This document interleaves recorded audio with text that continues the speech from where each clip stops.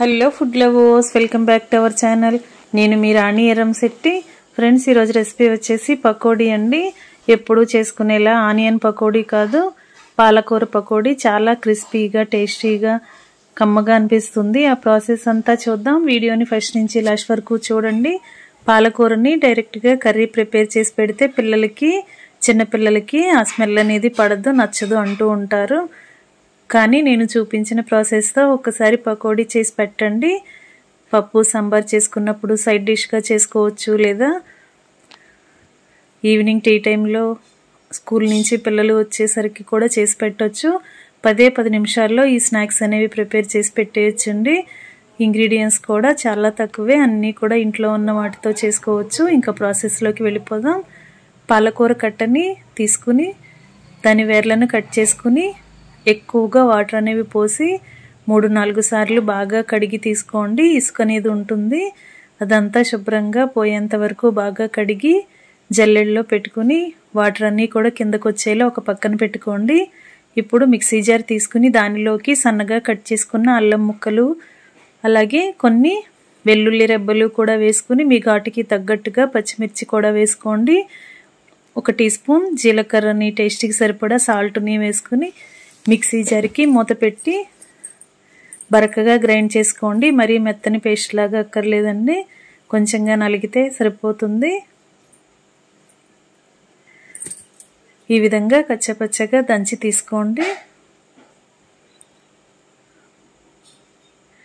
పాలకూరని శుభ్రంగా కడిగి జల్లెడలో పెట్టుకున్నాం కదా, వాటర్ అన్నీ కూడా కిందకు వచ్చేసిన తర్వాత ఆకుల్ని ఇలా ముక్కలుగా కట్ చేసి ఒక ప్లేట్లోకి వేసుకోండి. కాడల్ని పక్కన పెట్టేసుకోండి. ఆకులతో మాత్రమే మనం పకోడీ చేయబోతున్నాం. కాడల వరకు కట్ చేయకుండా ఆకులు మాత్రమే కట్ చేసి ఒక ప్లేట్లోకి వేసుకోండి. మరీ చిన్న ముక్కలుగా కట్ చేయక్కర్లేదండి, అలాగని మరీ పెద్ద ఆకులుగా కూడా ఉంచకూడదు. కొంచెంగా కట్ చేసి ఒక ప్లేట్లోకి పెట్టుకోండి. ఇప్పుడు ఒక మిక్సింగ్ బౌల్ తీసుకుని దానిలోకి మనం ముందుగా గ్రైండ్ చేసి పెట్టుకున్న అల్లం పచ్చిమిర్చి పేస్ట్ని గిన్నెలోకి వేసుకుని చిటికెడు పసుపు కూడా వేసుకోండి.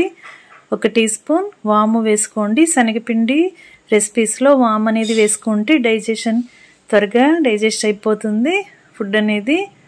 అలాగే కొంచెంగా వంట సోడా కూడా వేసుకుని ఒక 1/4 కప్పు వరకు శనగపిండిని, 1/4 కప్పు వరకు బియ్యపు పిండిని వేసుకోండి. ఇప్పుడు మనం వేసిన ఇంగ్రీడియంట్స్ అన్నీ కూడా అల్లం పేస్ట్లో కలిసేంత వరకు విస్కర్తో కానీ గరిటెతో కానీ బాగా కలపండి. ముందుగా పొడి ఇంగ్రీడియంట్స్ కలిపిన తర్వాత కొంచెంగా వాటర్ని యాడ్ చేస్తూ పిండిని కొంచెం చిక్కగానే కలపండి, మరీ జారుగా కలపకూడదండి. నేను వీడియోలో చూపించిన విధంగా కొంచెంగా వాటర్ని పోస్తూ కలిపినట్లయితే పిండి అనేది జారుగా అవ్వకుండా మనం పకోడీ చేసుకోవటానికి కరెక్ట్ కన్సిస్టెన్సీలో ఉంటుంది. ఈ విధంగా కలిపిన తర్వాత కట్ చేసి పెట్టుకున్న పాలకూర ఆకుల్ని పిండిలో వేసేసుకోండి. మనం వేసిన అల్లం పచ్చిమిర్చి, వెల్లుల్లి, జీలకర్ర ఘాటుతోనే పకోడీ అనేది టేస్టీగా ఉంటుందండి. మీకు ఇంకా స్పైసీగా కావాలి అంటే కొంచెంగా కారాన్ని కూడా యాడ్ చేసుకోవచ్చు. రెస్టారెంట్ స్టైల్లో పాలక్ పకోడీ అయితే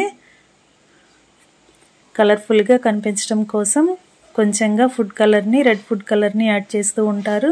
మనం ఇంట్లో హెల్తీగా, హైజెనిక్గా చేసుకుంటున్నాం కాబట్టి ఫుడ్ కలర్ అనేది వేయకుండా ఇలా పిండిని కరెక్ట్గా కలిపి డీప్ ఫ్రైకి సరిపడా ఆయిల్ పెట్టి స్టవ్ ఆన్ చేసి కళాయి స్టవ్ మీద పెట్టుకుని ఆయిల్ కాగిన తర్వాత ఫ్లేమ్ని మీడియంలో పెట్టుకుని కొంచెంగా కలిపి పెట్టుకున్న పిండిని కళాయిలో వేస్తూ పకోడీలాగా వేసుకోండి.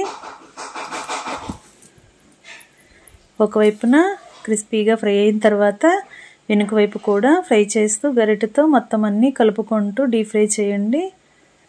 ఫ్రెండ్స్, ఛానల్ని ఫస్ట్ టైం వాచ్ చేస్తున్నారు, సబ్స్క్రైబ్ చేసుకుని పక్కనే ఉన్న బెల్ బటన్ క్లిక్ చేయండి. నేను పెట్టబోయే రెసిపీస్ అన్నీ డైలీ మీ ఫోన్కి నోటిఫికేషన్కి వస్తాయి. ఓపెన్ చేసి చూడండి. రెసిపీస్ని కుక్ చేసి ఫ్యామిలీకి సర్వ్ చేయండి. ఈ పాలకూర పకోడీ అనేది టేస్టీగా ఉంటుందండి. నేను చూపించిన ఇంగ్రీడియంట్స్ అన్నీ కరెక్ట్గా యాడ్ చేసి ఒకసారి ఈ ప్రాసెస్తో కుక్ చేసి చూడండి. చాలా బాగుంటుంది. ఇలా క్రిస్పీగా ఫ్రై అయిన తర్వాత ఆయిల్ నుండి తీసి ప్లేట్లోకి పెట్టేసుకోండి. ఇదే ప్రాసెస్తో మిగిలిన పిండిని కూడా కొంచెం కొంచెంగా తీసుకుంటూ ఆయిల్కి పట్టినన్ని పకోడీలు వేసుకోండి. మనం పప్పు సాంబార్ చేసుకుంటున్నప్పుడు సైడ్ డిష్గా కూడా ఈ పకోడీని కుక్ చేసి సర్వ్ చేసుకోవచ్చండి. లేదంటే ఈవినింగ్ టీ టైంలో పిల్లలకి స్కూల్ నుంచి వచ్చేసరికి కూడా 10 నిమిషాల్లో అప్పటికప్పుడే ఈ రెసిపీని కుక్ చేసి సర్వ్ చేసుకోవచ్చు. ఈజీ ప్రాసెస్తో టేస్టీగా హెల్తీగా పాలకూర పకోడీ రెడీ అయిపోయింది కదా. ఇంకా సర్వింగ్ ప్లేట్లోకి తీసుకుందాం.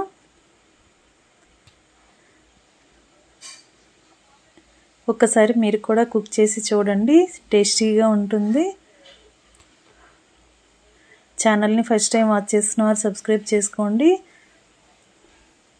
రెసిపీ నచ్చినట్లయితే లైక్ చేసి మీ ఫ్రెండ్స్కి రిలేటివ్స్కి రెసిపీ షేర్ చేయండి. మరిన్ని రెసిపీస్ కోసం ఛానల్ని సబ్స్క్రైబ్ చేసుకుని పక్కనే ఉన్న బెల్ బటన్ క్లిక్ చేయడం మాత్రం మర్చిపోకండి. నేను పెట్టబోయే రెసిపీస్ అన్నీ డైలీ చూడండి. నచ్చిన రెసిపీస్ని మీరు కూడా కుక్ చేసి మీకు ఎలా వచ్చాయో నాతో కామెంట్ సెక్షన్లో షేర్ చేసుకోండి. మరొక రెసిపీతో మళ్ళీ కలుద్దాం. Thanks for watching. నేను మీ రాణి ఎర్రంశెట్టి.